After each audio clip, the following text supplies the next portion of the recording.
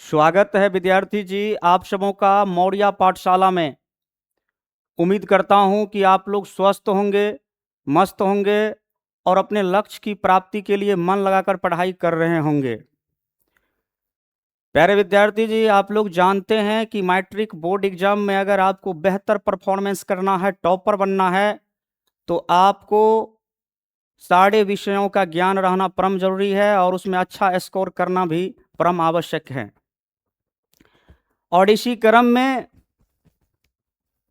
आप जानते हैं कि हिंदी और संस्कृत दो ऐसे महत्वपूर्ण विषय हैं, अगर आप इन दोनों विषयों में अच्छा स्कोर करते हैं तो आपको मैट्रिक बोर्ड एग्जाम में बेहतर परफॉर्मेंस करने से, बेहतर रिजल्ट दिलाने से कोई नहीं रोक सकता है। तो आपको मालूम होनी चाहिए कि हिंदी और संस्कृत ये दो ऐसे विषय हैं, ये स्कोरिंग सब्जेक्ट है। ये स्कोरिंग सब्जेक्ट है, अगर आप इसको मन से पढ़ाई कर लेते हैं तो आपका जो मैट्रिक में बेहतर रिजल्ट लाने का सपना है वो बिल्कुल पूरा होगा। क्योंकि आप लोग जानते हैं कि संत कबीरदास ने एक दोहा कहा था, मन के हारे हार है, मन के जीते जीत। प्यारे विद्यार्थी जी, सफलता और असफलता हमारे मन पर निर्भर करती है।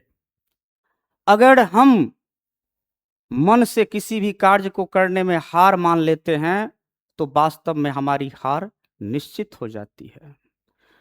और अगर हम मन से ठान लेते हैं कि मुझे जीतना है तो वास्तव में आपको जीत मिलती है। इसलिए आप लोग घबराए नहीं, अपने लक्ष्य से भटके नहीं, अपने लक्ष्य के प्रति सतर्क रहे, सजग रहे और अपने पढ़ाई के प्रति समय दें। आज आप लोगों को हिंदी विषय से परिचय कराने जा रहा हूं, जो आपके मैट्रिक बोर्ड एग्जाम में 100 अंकों का पूछा जाता है। और ये 100 अंक प्राप्त करने के लिए आपको क्या क्या पढ़ने की आवश्यकता है, इस चीज का ज्ञान रहना आपको परम अनिवार्य है। क्योंकि जब तक आपको सिलेबस का ज्ञान नहीं होगा तो फिर आप समुद्र में गोता लगाने के समान रहेंगे। क्योंकि ज्ञान का तो ये समुद्र है, अथाह भंडार है ये दुनिया, और इसमें आपको बेहतर रिजल्ट लाने के लिए, बेहतर परफॉर्मेंस करने के लिए, कम समय में कैसे अच्छा स्कोर खड़ा करूं, इसके लिए आपको सिलेबस का ज्ञान रहना परम अनिवार्य है। तो विद्यार्थी जी, आप लोग हिंदी में कैसे बेहतर परफॉर्मेंस करें, कैसे 100 में 100 लाएं, क्या पढ़ना परम जरूरी है, यह सिलेबस की जानकारी मैं आप लोगों को दे रहा हूं। इनको आप लोग ध्यान से देखेंगे और मौर्या पाठशाला पर बने रहेंगे। अगर आप लोग नए हैं तो मौर्या पाठशाला चैनल को सब्सक्राइब कर लीजिए, लाइक का बटन भी दबा दीजिए, और अगर आप कोई मोटिवेशनल शब्द डालते हैं तो मुझे और अच्छा महसूस होता है, मैं और एनर्जेटिक होकर आप लोगों के लिए बेहतर से बेहतर करने का उम्मीद लेकर के उपस्थित होता हूं। इसीलिए प्यारे विद्यार्थी जी, आप लोग लाइक और कमेंट जरूर करेंगे, इसके लिए आपको बहुत बहुत धन्यवाद के भी पात्र होंगे। चलिए विद्यार्थी जी, चलते हैं आज का ये जो मैट्रिक का हिंदी विषय जो 100 अंक का पूछा जाता है, इसको आप लोग ध्यान से देख लीजिए कहां कहां से पूछा जाता है। बाबू, बहुत ही बारीकी से आप लोगों को समझा रहा हूं, इसको समझ लीजिए आप लोग।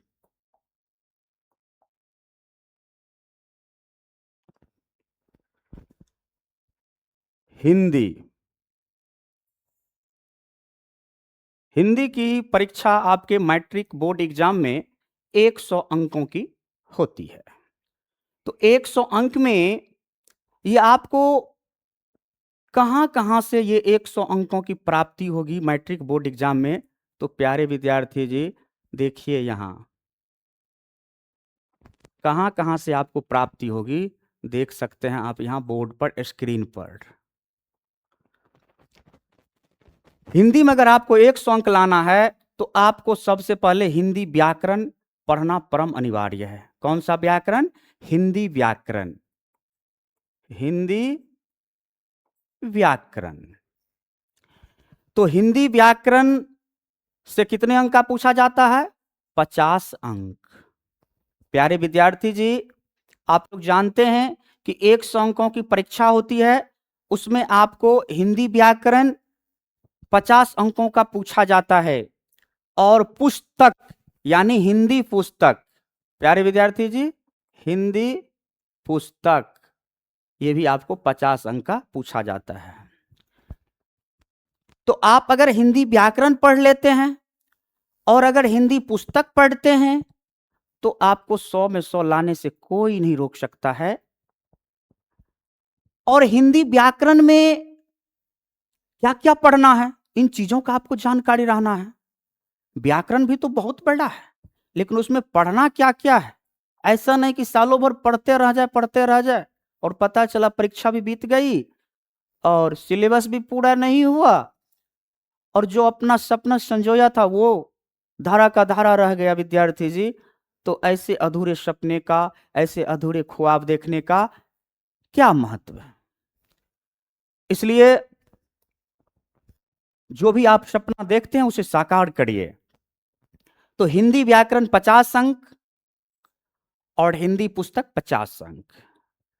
तो हिंदी व्याकरण अगर आप पढ़ते हैं तो इसके भी 2 भाग है। हिंदी व्याकरण के भी 2 भाग है बाबू, देख लो यहां। एक मुख्य व्याकरण, हिंदी व्याकरण में एक होता है मुख्य व्याकरण जो 15 अंक का पूछा जाता है। कितने अंक का पूछा जाता है बाबू? 15 अंक का। दूसरा आप देखिए रचनात्मक व्याकरण, ये 35 अंक का पूछा जाता है।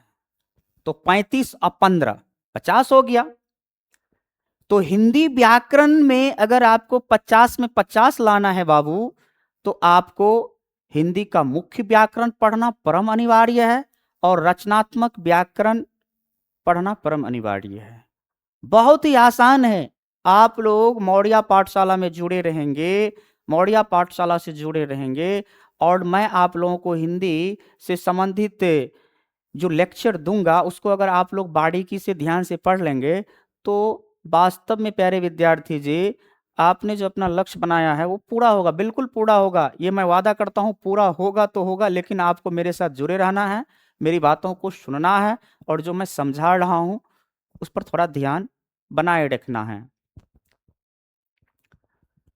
आप देख सकते हैं कि हिंदी व्याकरण में मुख्य व्याकरण से 15 अंक का पूछा जाता है और रचनात्मक व्याकरण से 35 अंक का पूछा जाता है।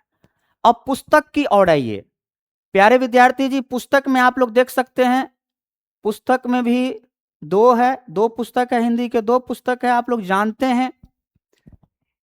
एक है गोधूली जिससे 40 अंक का पूछा जाता है और दूसरा हिंदी में आप लोगों का है वर्णिका जिससे 10 अंक का पूछा जाता है।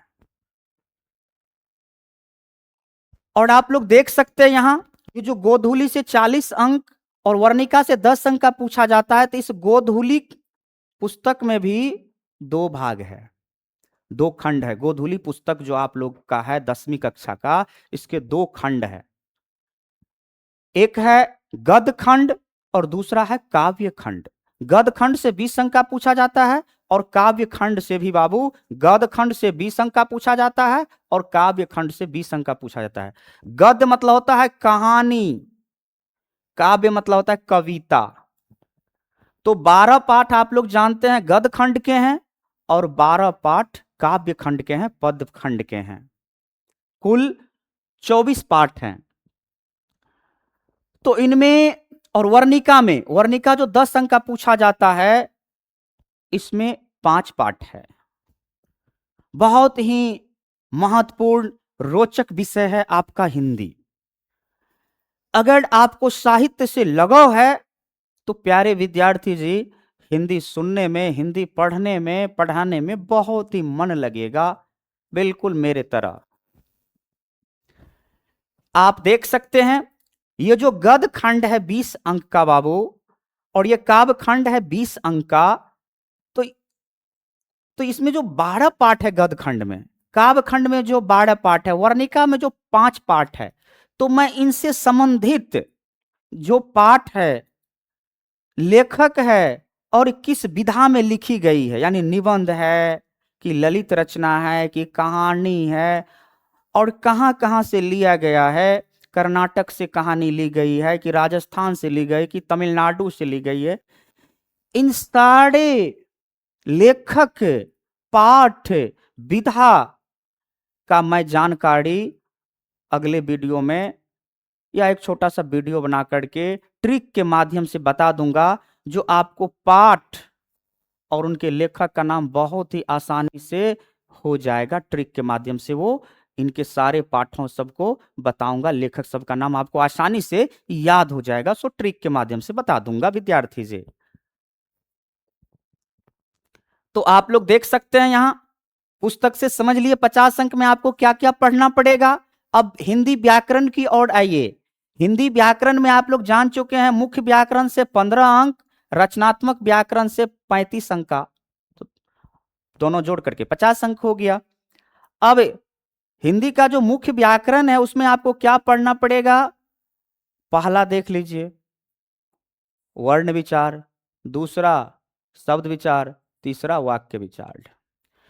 तो ये जो आपको मैं वर्ण विचार, शब्द विचार, वाक्य विचार पढ़ा दूंगा, तो आपका जो 15 अंक पूछा जाता है व्याकरण से, वो 15 अंक इस तीनों से, तीनों भाग से समा जाएगा। यानी तीनों पाठ को इस तरह से बता दूंगा कि आपका 15 में 15 आएगा, 14 नहीं आ सकता है बाबू।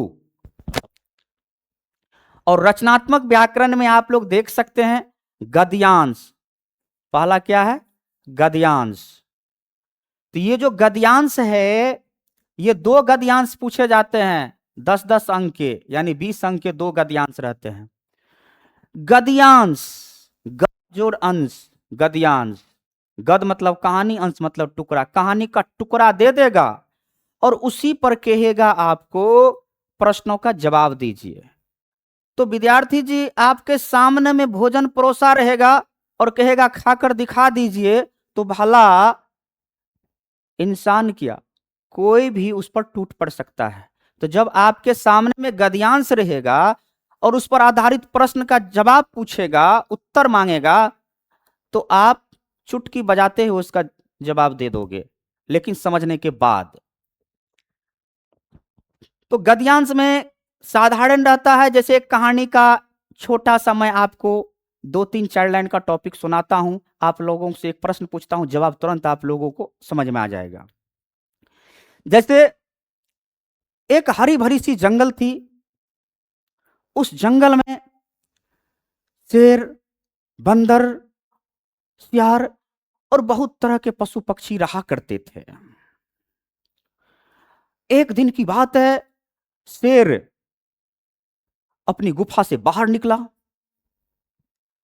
और दहाड़ा, और जैसे ही शेर ने दहाड़ा तो सारे पशु पक्षी अपना कलरव करना छोड़ दिए, बंद कर दिए, चुप हो गए, और सारे जानवर भाग के बिल में दुबक गए या कहीं जाकर के जंगल में एकदम छिप गए। तो विद्यार्थी जी इसी तरह से एक लंबी कहानी रहेगी, एक छोटी सी कहानी रहेगी। तो इसी कहानी के टुकड़े पर आपको एक प्रश्न पूछ देगा। जैसे मैं एक प्रश्न पूछता हूं इसी 2 लाइन में जो बताया, जंगल में कौन दहाड़ता है, तो बताइए जंगल में कौन दहाड़ता है। अभी आपको गद्यांश का 1-2 लाइन सुनाया, तो जंगल में कौन दहाड़ता है, जवाब आ गया होगा विद्यार्थी जी आप लोगों को, तुरंत कमेंट में बताइए। शेर। अभी आपने सुना था कि शेर दहाड़ा, जैसे ही शेर दहाड़ा तो सारे पशु पक्षी सब का जो अपना कोलाहल था सब अपना शांत हो गया, क्योंकि जंगल के राजा शेर होते हैं और शेर सबको कर देते हैं ढेर हैं। तो विद्यार्थी जी बहुत ही मजेदार है गद्यांश, तुरंत आप बना लेंगे। दूसरा है पत्र लेखन। पत्र लेखन या संवाद, ये 5 अंक का पूछा जाता है। पत्र लेखन या संवाद 5 अंक का आपके हिंदी की परीक्षा में। जैसे आपको दे देगा पत्र लेखन में कि पुस्तक की मांग करते हुए अपने प्राचार्य के पास, अपने प्रधानाध्यापक के पास एक पत्र लिखे, या पिताजी के पास दे देगा कि पुस्तक खरीदने के लिए पैसों की मांग करते हुए अपने पिताजी के पास एक पत्र लिखे, तो बहुत ही आसानी से आप लोग लिख देंगे। मैं बताऊंगा, आप लोग बने रहें। और संवाद, संवाद क्या होता है? वार्तालाप होता है, दो व्यक्तियों के बीच संवाद। जैसे आपको दे देगा गुरु और शिष्य के बीच में हिंदी विषय पर संवाद लिखे, या दे देगा आपको कि दिवाली में फोड़े गए पटाखों से निकली हुई ध्वनि प्रदूषण, वायु प्रदूषण पर दो छात्रों के बीच, दो दोस्तों के बीच संवाद लिखें। तो प्यारे विद्यार्थी जी, बहुत ही आसान है संवाद लिखना, तो 5 अंक आसानी से आ जाएगा। तीसरा है निबंध। निबंध यानी लेख, 10 अंक का पूछा जाता है।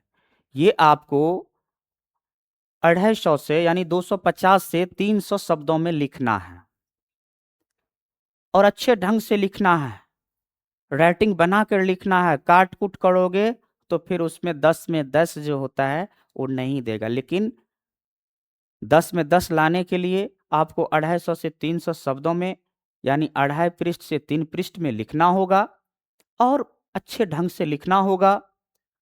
तो जो वो परीक्षक होते हैं, जांचने वाले होते हैं, वो आपके लिखावट को देख करके दिल उसका गदगद हो उठेगा, और उसका मन न मानते हुए पर भी उन्हें देना होगा 10 में 10। इसीलिए लगे रहो पढ़ाई में और समर्पित रहो पढ़ाई में। अगर बेहतर करना है, जीवन में कुछ हासिल करना है, तो संघर्ष करना होगा, क्योंकि आप अगर संघर्ष करेंगे तो ही सफलता मिलेगी, तो ही जीत मिलेगी। और जितना बड़ा संघर्ष होगा विद्यार्थी जी, जीत उतनी शानदार होगी। इसलिए संघर्ष से घबराना नहीं है, जोर लगाना है, क्योंकि जोर लगाने पर पत्थर भी पानी बन जाता है। तो ये पढ़ाई कौन सी बड़ी चीज है? इस दुनिया में इतिहास इंसानों ने ही बदला है, वो हमारे और आपके तरह। तो आप भी बदल सकते हैं, आप में भी वो अपार शक्ति है, बदल सकते हैं, इतिहास लिख सकते हैं। तो आप लोग इस संसार में कुछ नाम कर सके, अपनी पहचान बना सके, तो इसके लिए आपको मौर्य पाठशाला से जुड़ना होगा।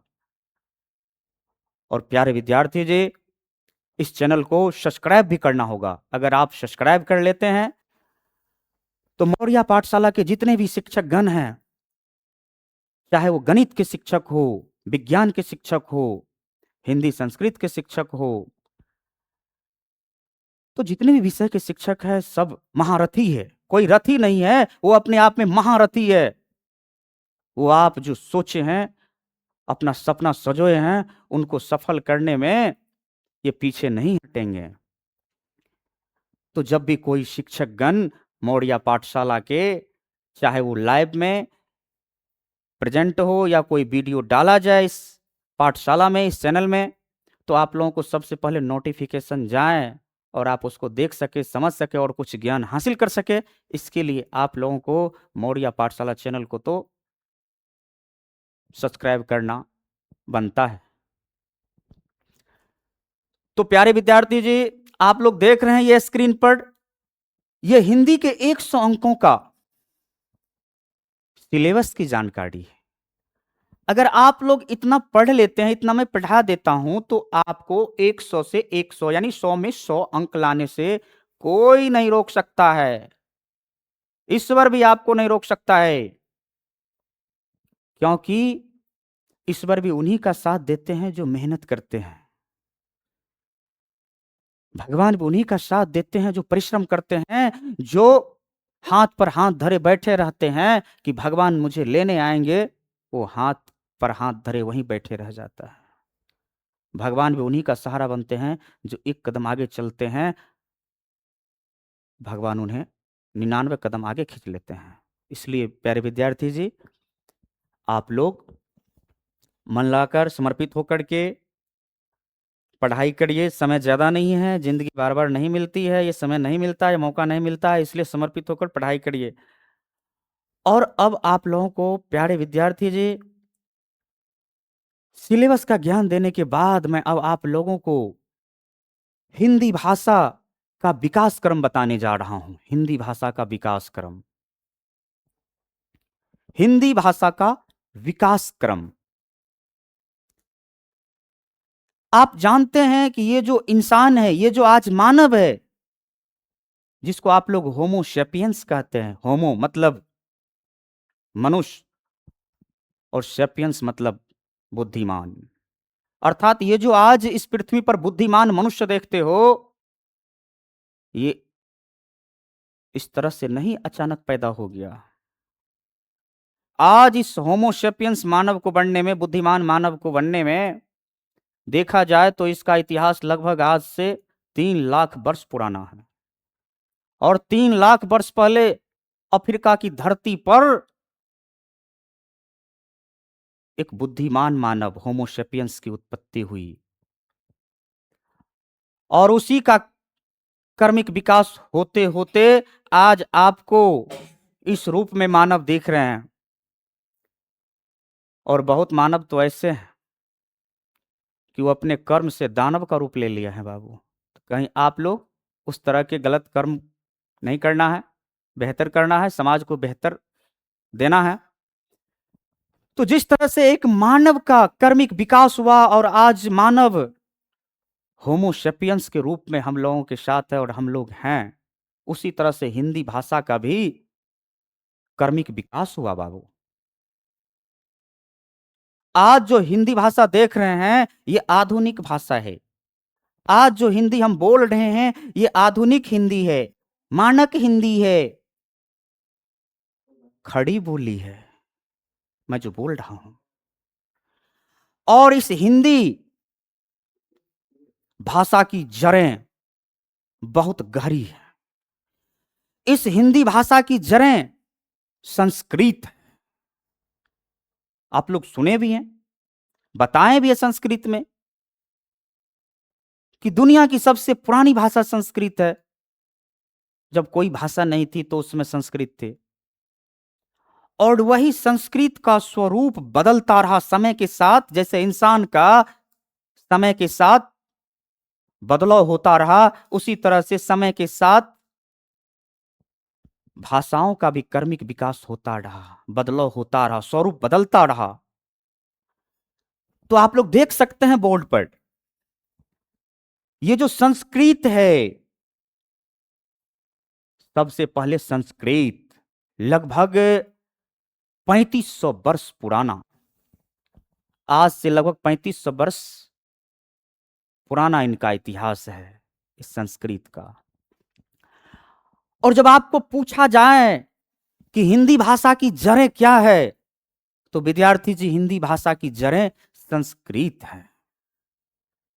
संस्कृत का स्वरूप बदलता रहा, समय के साथ साथ उसका नाम बदलता रहा, और आज आधुनिक हिंदी या मानक हिंदी, आधुनिक खड़ी बोली के रूप में आज आप लोगों के बीच में हिंदी बता रहा हूं।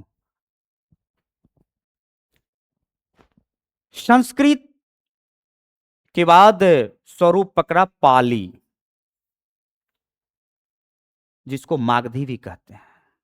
पाली का दूसरा नाम मागधी है। मागधी यानी मगध क्षेत्र में जो भाषा बोली जाती थी उसे मागधी कहते हैं। भगवान बुद्ध और महावीर को आप लोग जानते होंगे। तो भगवान बुद्ध और महावीर जिस भाषा में उपदेश दिए, वो भाषा पाली थी। और मगध क्षेत्र, मगध जनपद में जो भाषा बोली जाती थी वो मागधी। और वही मागधी आज बोलते मगही का रूप ग्रहण कर लिया है। मगही भाषा जो आप लोग सुने होंगे, और यह गया, नालंदा, पटना आदि क्षेत्रों में ये मगही भाषा बड़े जोर शोर से बोली जाती है। यानी वो उनकी जन्मजात भाषा है, मातृभाषा है। जैसे हम लोग मिथिला नगरी के हैं, तो हम लोगों की मातृभाषा मैथिली है, जन्मजात भाषा मैथिली है। जन्म से ही जो बच्चे सीखते हैं अपनी माता से, जो भाषा सीखते हैं, वो मातृभाषा, वो जन्मजात भाषा होती है। तो प्यारे विद्यार्थी जी, पाली का रूप बदला, पाली का रूप बदला तो प्राकृत का रूप ग्रहण किया, और ये सौरसेनी और महाराष्ट्री इस प्राकृत भाषा का स्वरूप है।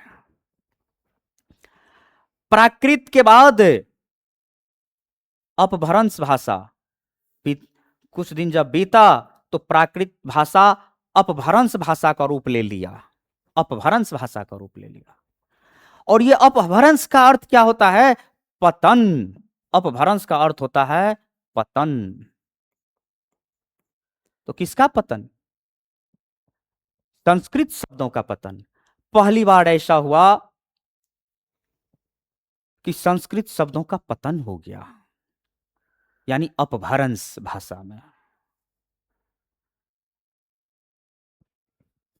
संस्कृत से जब पाली भाषा का प्रादुर्भाव हुआ, तो इसमें भी संस्कृत भाषा का अंश था, प्राकृत में भी संस्कृत भाषा का अंश था। लेकिन पहली बार एक अपभ्रंश भाषा का प्रादुर्भाव हुआ, जिसमें संस्कृत का पतन हो गया।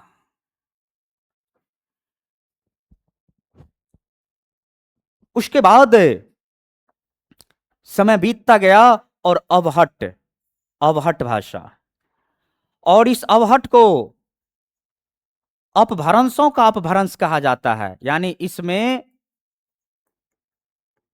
अपभ्रंशों का अपभ्रंश,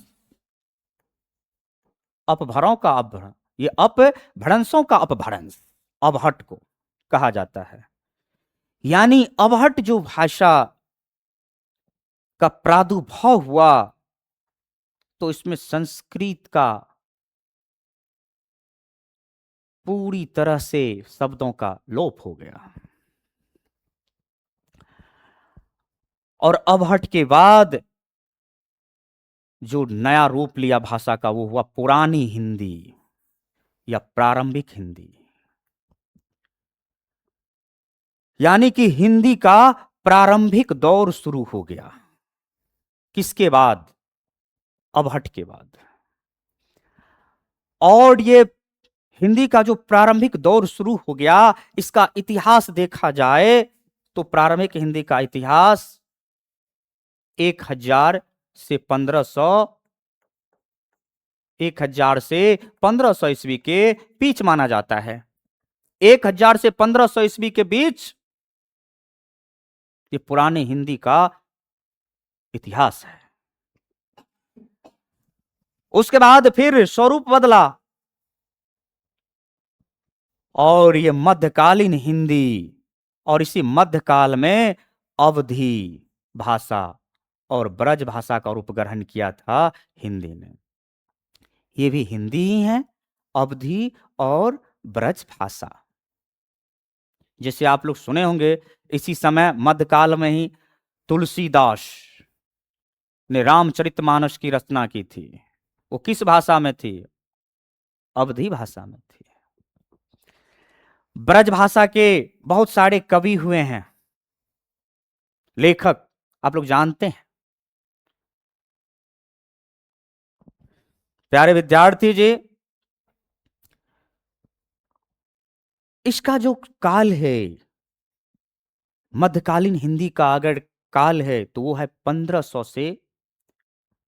से विद्यार्थी जी 1800 ईस्वी। 1500 से 1800 ईस्वी का समय मध्यकालीन हिंदी का समय माना जाता है। और आज जो नए हिंदी के रूप में पड़कट है हम लोगों के बीच, जिसे हम लोग अध्ययन करेंगे, वो है आधुनिक हिंदी या मानक हिंदी, खड़ी बोली। और इसका इतिहास 19वीं शताब्दी से अब तक माना जाता है। 19वीं शताब्दी से अब तक माना जाता है। और इसमें अगर एक महान कवि लेखक का नाम सामने आ रहा है, वो है भारतेंदु हरिश्चंद्र। प्यारे विद्यार्थी जी, भारतेंदु हरिश्चंद्र जो है, उनका बहुत बड़ा सहयोग रहा इस आधुनिक हिंदी या मानक हिंदी में बेहतर और उनको ऊंचाई पर ले जाने के लिए।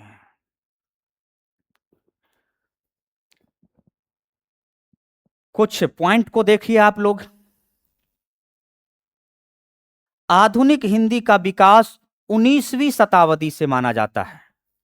आधुनिक हिंदी का विकास किस शताब्दी से माना जाता है, बताइए आप लोग। 19वीं शताब्दी से, प्यारे विद्यार्थी जी।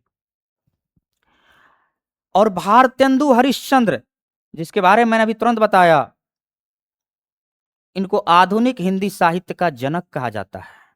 आप लोग जानते हैं, जैसे हर विषय के पिता होते हैं, जनक होते हैं।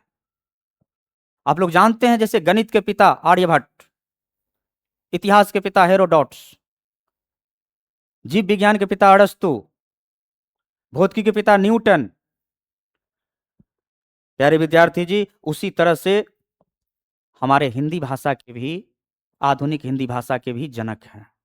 और वो जनक कौन है, आप लोग देख सकते हैं, भारतेंदु हरिश्चंद्र। जब आपको पूछा जाए कि आधुनिक हिंदी साहित्य का जनक पूछा जाए, बहुत बड़ा योगदान रहा भारतेंदु हरिश्चंद्र जी का।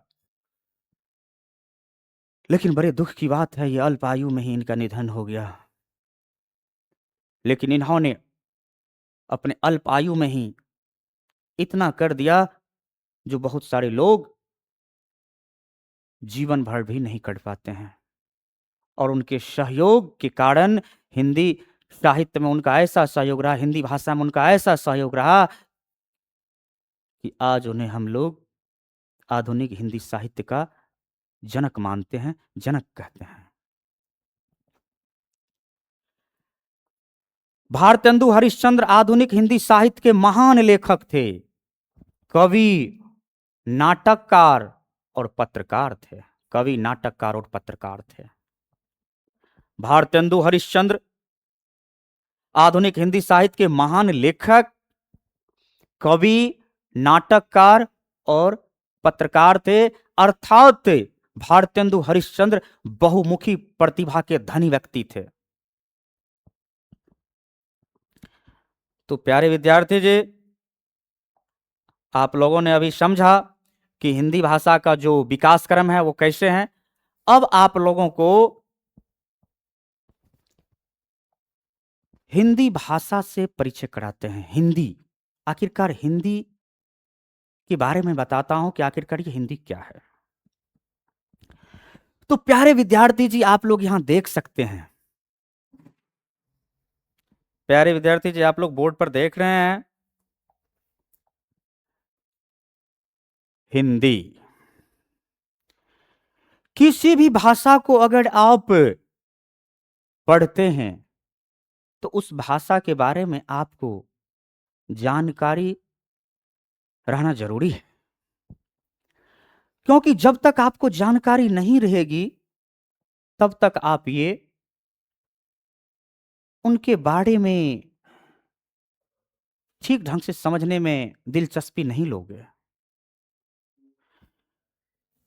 आप लोग जानते हैं कि हिंदी भारत की मातृभाषा, मातृभाषा कहे तो जन्मजात भाषा, यानी अपनी माता से सीखी हुई भाषा। यानी सर्वप्रथम जो आप भाषा सीखते हो अपनी जमीन से, अपने क्षेत्र से, वही भाषा।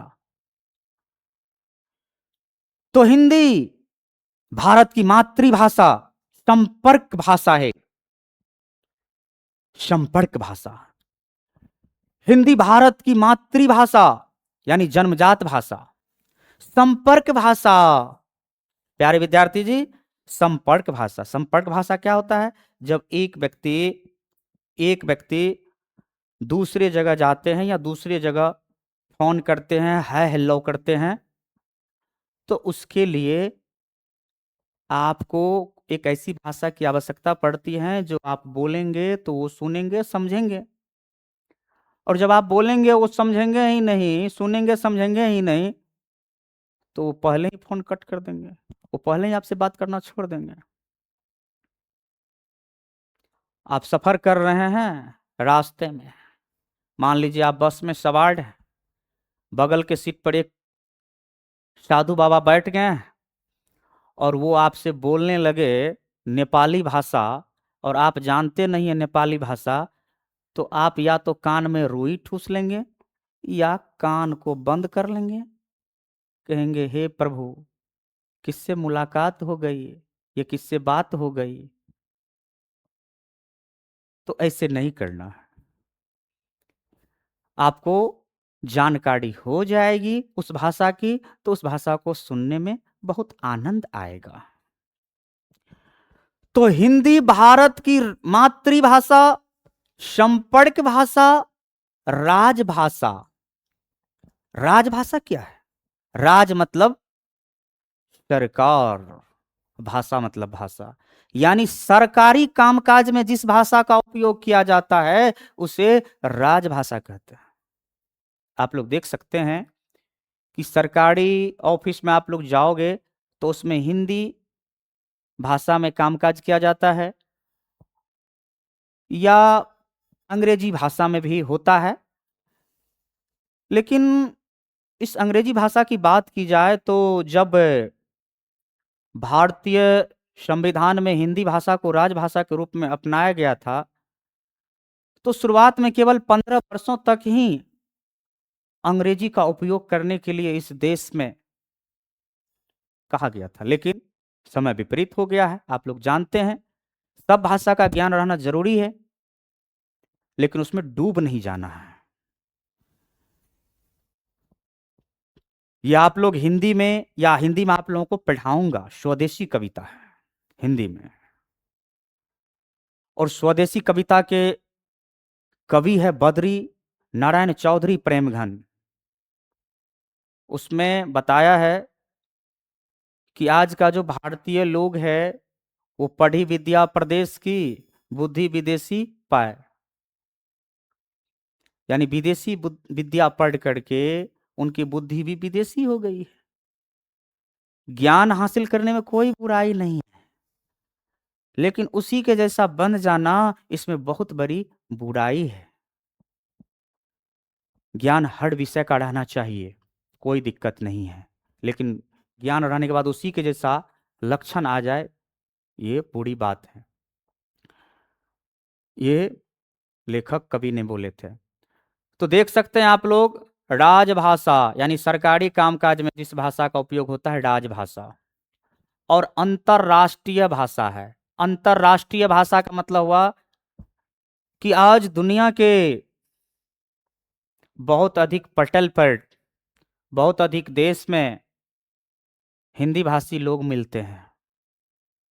आज भारत में ही नहीं, दुनिया के बहुत सारे देश में हिंदी बोलने वाले लोग मिलते हैं, इसीलिए इसको अंतरराष्ट्रीय भाषा भी कहा जाता है। इसे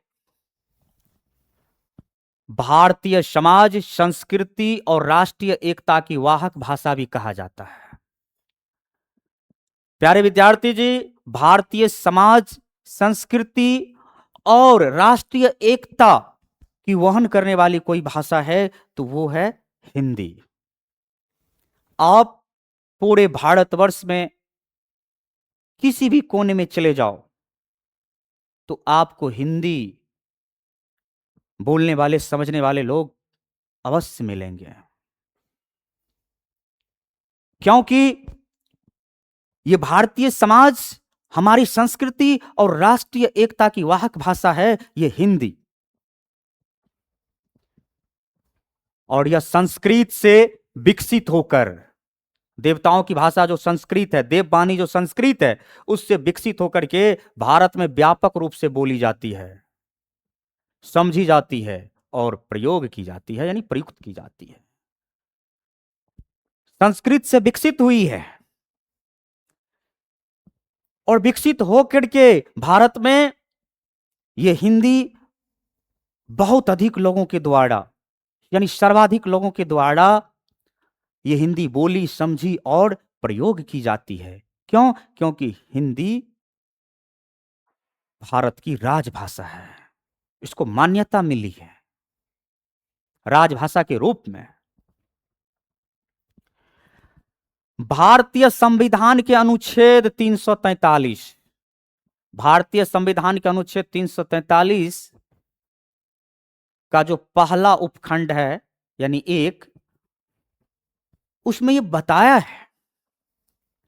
और देखिए 14 सितंबर 1949 ईस्वी को इसे भारत की राजभाषा के रूप में स्वीकार किया गया तथा इसकी लिपि देवनागरी रखी गई, देवनागरी रखी गई।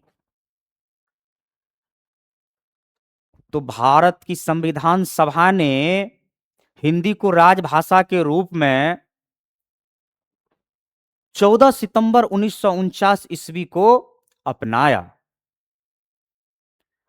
और संविधान के किस अनुच्छेद के अंतर्गत? तो संविधान के अनुच्छेद 343 के अंतर्गत हिंदी को भारत की संविधान ने राजभाषा के रूप में स्वीकार किया है।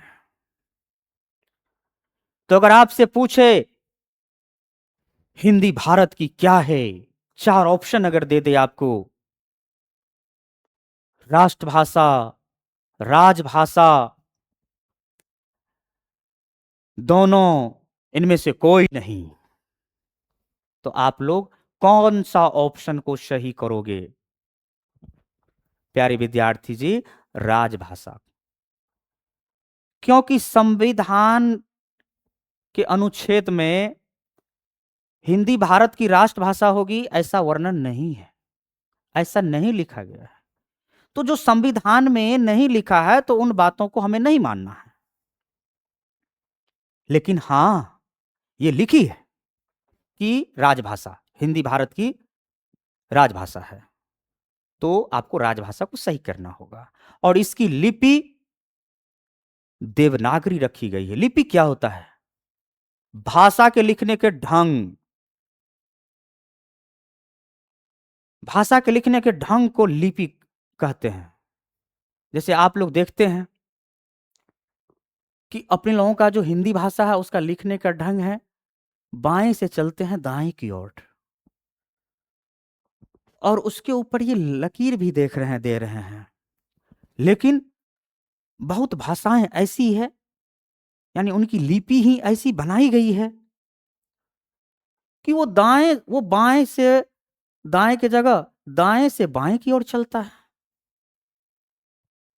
देखे होंगे आप लोग उर्दू जो फारसी लिपि में लिखी जाती है, वो दाएं से बाएं की ओर, और अपने लोगों का जो देवनागरी लिपि है वो बाएं से दाएं की ओर लिखी जाती है। ये ढंग है। लिपि जो है भाषा लिखने के ढंग को प्रकट करती है, ढंग को बताती है। अब देखिए कुछ महत्वपूर्ण बिंदु हिंदी से संबंधित। हिंदी, हिंदी शब्द की उत्पत्ति फारसी यानी ईरानी, फारस को ही ईरान कहा जाता है, भाषा से हुई है। तो प्यारे विद्यार्थी जी, ये जो हिंदी शब्द है, हिंदी, ये हिंदी शब्द की उत्पत्ति किस भाषा से हुई है? तो फारसी भाषा से हुई है, फारसी या ईरानी।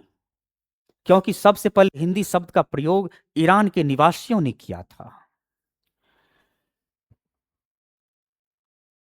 ये भारत में सिंधु नदी, और सिंधु नदी भारत में था, और जब ईरान के लोग सिंधु नदी की चर्चा करते थे तो उस भाषा में, फारसी भाषा में सौ के जगह पर ह आता है, सौ का लोप हो जाता है, हो आता है फारसी भाषा में सौ के स्थान पर। तो वो सिंधु नहीं कह करके हिंदू कहते थे, और उसी हिंदू से हिंद, हिंदुस्तान और अंत में हिंदी शब्द बना है। इसलिए कहा जाता है कि हिंदी शब्द का प्रयोग सबसे पहले किसने कहा किया? तो ईरान के निवासियों ने। क्योंकि हम लोग सिंधुवासी, सिंधु नदी और यहां के निवासियों को ईरान के लोग हिंदू, सिंधु की जगह हिंदू कहते थे, और वही हिंदू हिंद और फिर हिंदुस्तान बन गया, हिंद।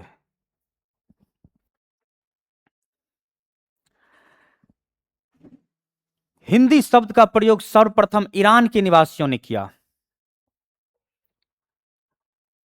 हिंदी शब्द की उत्पत्ति संस्कृत के सिंधु शब्द से हुई है। यह सिंधु शब्द किसका है? यह संस्कृत का शब्द है सिंधु। जब आपको पूछा जाए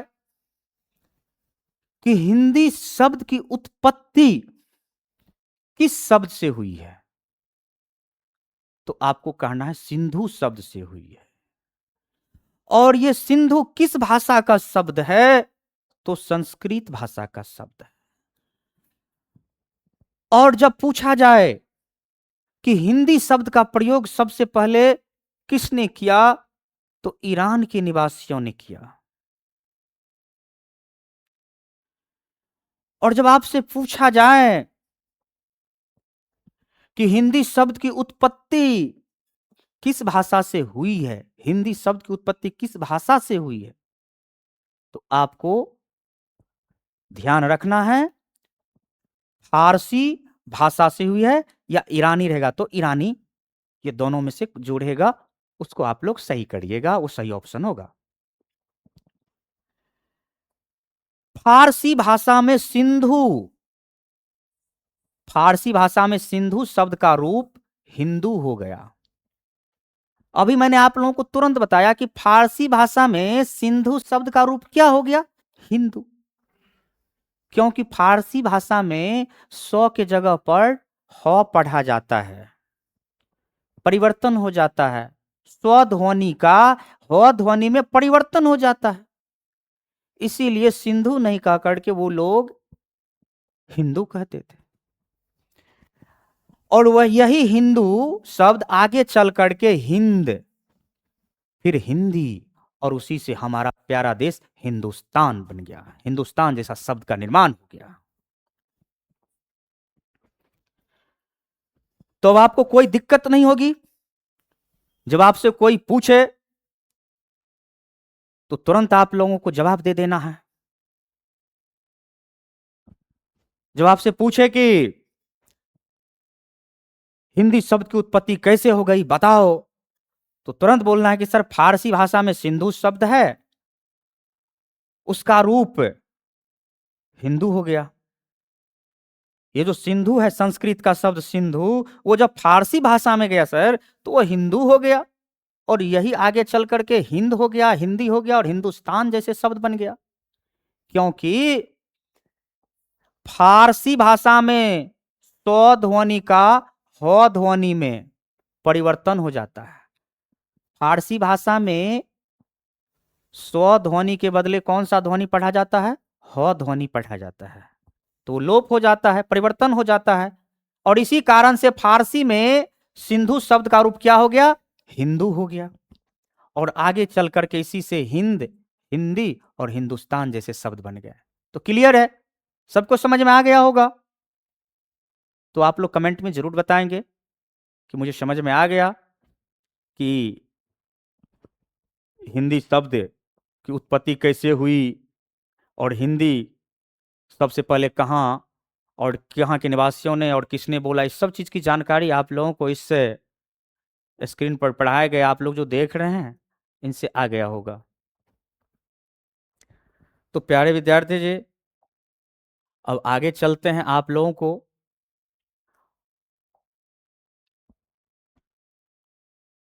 हिंदी का आदि कवि सरहपाद। हिंदी का आदि कवि सरहपाद, जिसका दूसरा नाम है सीध सरहप्पा, को माना जाता है आदि कवि। सभी भाषा के आदि कवि होते हैं, प्रारंभिक कवि होते हैं।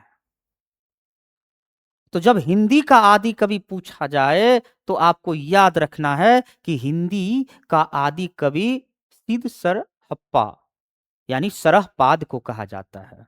किसको कहा जाता है? सरहपाद को कहा जाता है, क्योंकि इन्हें हिंदी भाषा का प्रथम कवि भी कहा जाता है। जब पूछा जाए कि हिंदी भाषा का प्रथम कवि कौन, हिंदी भाषा का प्रथम कवि कौन, जब आपको पूछा जाए कि हिंदी भाषा का प्रथम कवि का नाम बताइए, तो प्यारे विद्यार्थी जी तुरंत आप लोग बोल दीजिएगा सरहपाद। ये कई बार आपके मैट्रिक बोर्ड एग्जाम में भी पूछा गया है कि हिंदी का आदि कवि किसे कहा जाता है, तो सरहपाद। तो जिन्हें जानकारी था वो सरहपाद मार करके आया, नहीं तो बहुत विद्यार्थी संस्कृत के वाल्मीकि का ही जवाब दे करके आया। तो ऐसा गलती आप लोग न करें, होश में रहें, कहीं होश में जोश न खो दें, ठीक ना। बहुत विद्यार्थी क्या करता है, जोश होश खो देता है, जोश में होश खो देता है। इसलिए प्यारे विद्यार्थी जी, आप लोग यहां देख रहे हैं कि जब आपको पूछा जाए कि हिंदी का आदि कवि किसे कहा जाता है, तो आप लोग सरहपाद या उसी का दूसरा नाम सीध सरहप्पा को माना जाता है, और इसे हिंदी भाषा का प्रथम कवि भी कहा जाता है। तो हिंदी भाषा का प्रथम कवि कौन है? सरहपाद है। और सरहपाद ने दोहा कोश नामक ग्रंथ की रचना भी की है। दोहा कोश आदि कवि सरहपाद की रचना है। किसकी रचना है बाबू? सरहपाद। जब पूछा जाए दोहा कोश किसकी रचना है, तो हिंदी भाषा का प्रथम कवि सरहपाद की रचना है। और जब पूछा जाए हिंदी के प्रथम महाकवि, तो चंदवरदाई। चंदवरदाई है हिंदी भाषा के प्रथम महाकवि। ये सरहपाद के बाद आए थे। ये जो आदि कवि सरहपाद हैं, उसके बाद आए थे चंदवरदाई। और चंदवरदाई पृथ्वीराज चौहान के परम मित्र भी थे।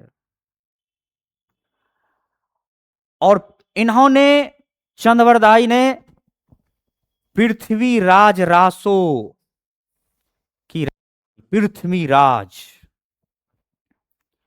एक महान राजा, भारत में अजमेर के महान राजा पृथ्वीराज चौहान, जो अपना सर कभी न झुकाया। ये कैसे वीर थे जो अपना प्राण न्योछावर कर दिए, लेकिन विदेशियों के सामने घुटने नहीं टिके, मरना पसंद किया, लेकिन अपना सर न झुकाया। हमारे देश में ऐसे बहुत से वीर योद्धा जन्म लिए हैं जो मर गए, मिट गए, लेकिन कभी भारत देश से सौदा नहीं किए। और कुछ गद्दार तो होते हैं, वो तो हर चीज में अपवाद होते हैं, कुछ गद्दार भी हैं। तो हमारे देश में महान राजा भी हैं। उन्हीं महान राजाओं में पृथ्वीराज चौहान भी हैं। तो आप लोग देख सकते हैं पृथ्वीराज रासो, और पृथ्वीराज रासो की रचना किसने की है? चंदवरदाई। और चंदवरदाई कौन है? हिंदी भाषा के प्रथम महाकवि है। जब पूछे हिंदी भाषा के प्रथम कवि, तब सरहपाद बोलिएगा। जब पूछे हिंदी भाषा का प्रथम महाकवि, तो चंदवरदाई बोलिएगा। इन्होंने पृथ्वीराज रासो नामक ग्रंथ की रचना की है। और पृथ्वीराज रासो हिंदी साहित्य का एक प्रसिद्ध वीर गाथात्मक महाकाव्य है। वीर गाथात्मक यानी कि इस पृथ्वीराज रासो महाकाव्य में अजमेर के राजा पृथ्वीराज चौहान के शौर्य, युद्ध और जीवन प्रसंग पर आधारित वर्णन है। जब आपको पूछा जाए पृथ्वीराज रासो में किसकी वीरता का वर्णन किया गया है, तो प्यारे विद्यार्थी जी, किसकी वीरता का वर्णन किया गया है बताइए आप लोग कमेंट में। पृथ्वीराज चौहान। ये पृथ्वीराज चौहान अजमेर के शासक थे। उन्हीं की शौर्य, युद्ध कला में निपुण और जीवन प्रसंग पर आधारित वर्णन है। ये इतने बड़े निपुण थे पृथ्वीराज चौहान कि शब्द वेदीवान छोड़ते थे,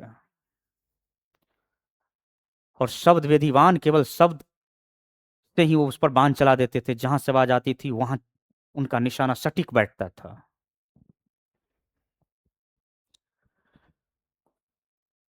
प्रत्येक वर्ष 14 सितंबर को हिंदी दिवस मनाया जाता है। प्यारे विद्यार्थी जी, प्रत्येक वर्ष हिंदी दिवस कब मनाया जाता है बोलिए?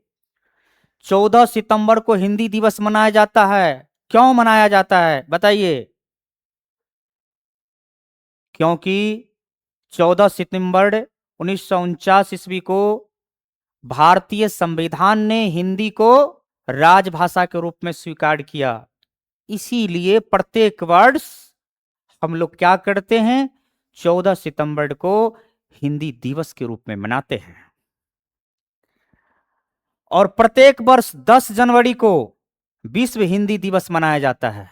विश्व हिंदी दिवस, जब आपसे पूछे कि विश्व हिंदी दिवस कब मनाया जाता है, तो विश्व हिंदी दिवस जब आपसे पूछा जाए तो तुरंत आपको जवाब देना है कि 10 जनवरी को विश्व हिंदी दिवस मनाया जाता है। क्यों 10 जनवरी को विश्व हिंदी दिवस मनाया जाता है? क्योंकि आपको मालूम होनी चाहिए प्रथम विश्व हिंदी सम्मेलन हुआ था 10 जनवरी 1975 को नागपुर में। नागपुर कहां है आप लोग कमेंट में जवाब दीजिए। प्यारे विद्यार्थी जी, महाराष्ट्र में नागपुर है। तो महाराष्ट्र के नागपुर में हिंदी का प्रथम विश्व हिंदी सम्मेलन हुआ था 10 जनवरी को। इसीलिए उस वर्ष से प्रत्येक वर्ष 10 जनवरी को विश्व हिंदी दिवस के रूप में मनाया जाता है। और यह विश्व हिंदी दिवस मनाने का जो प्रमुख उद्देश्य है, इसका उद्देश्य यह है कि हमारी हिंदी भाषा की पहचान, हमारी हिंदी भाषा का विस्तार पूरे विश्व में हो, जोर शोर से हो। और अभी भी हमारी हिंदी भाषा और हिंदी भाषी लोग कम नहीं है। देखा जाए तो पूरे विश्व में 2796 भाषाएं ऐसी है जो मान्यता प्राप्त है, और उन भाषाओं में हमारी हिंदी भाषा का स्थान तीसरा है। तीसरी सबसे अधिक बोली जाने वाली हिंदी हमारी भाषा दुनिया में सबसे अधिक तीसरी सबसे बोली जाने वाली भाषा है। तीसरा स्थान हासिल किए हुए। पहला स्थान अंग्रेजी का है, दूसरा स्थान मंदारिन चीनी का है, और तीसरा स्थान हमारी मातृभाषा राजभाषा हिंदी का है। और इनका विस्तार होगा। एक समय ऐसा आएगा कि यह हमारी हिंदी पहला स्थान हासिल करेगी। यह हिंदी दुनिया पर राज करेगी। प्यारे विद्यार्थीगण, आप लोग देख सकते हैं